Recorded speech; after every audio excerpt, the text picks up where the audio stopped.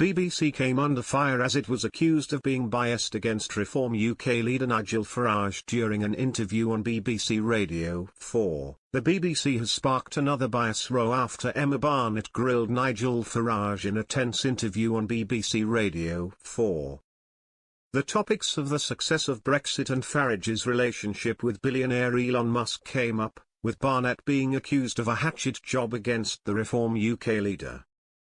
They rushed to social media to share their fury as columnist Alison Pearson said, "Why didn't EmmaBarnett ask at Nigel_Farage about the extraordinary lead both Reform UK, and Nigel personally, have in the new YouGov poll over both the Tories and the Labour government?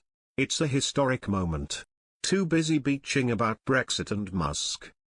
One listener penned, "What an appalling attempted hatchet job on Nigel Farage on Radio 4's Today programme this morning. Typical BBC combative journalism and so rude."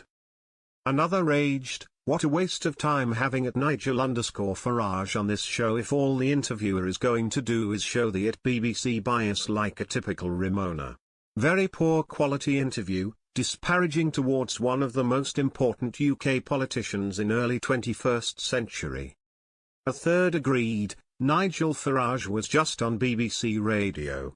His party leads the polls, but he was treated like a bad smell.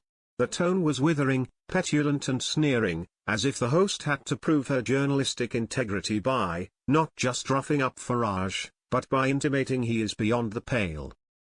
However, one listener accused the BBC of being biased the other way, as they said, "The BBC News Department and the UK media putting all of their efforts and resources into promoting Reform and Farage and discrediting Labour at every turn."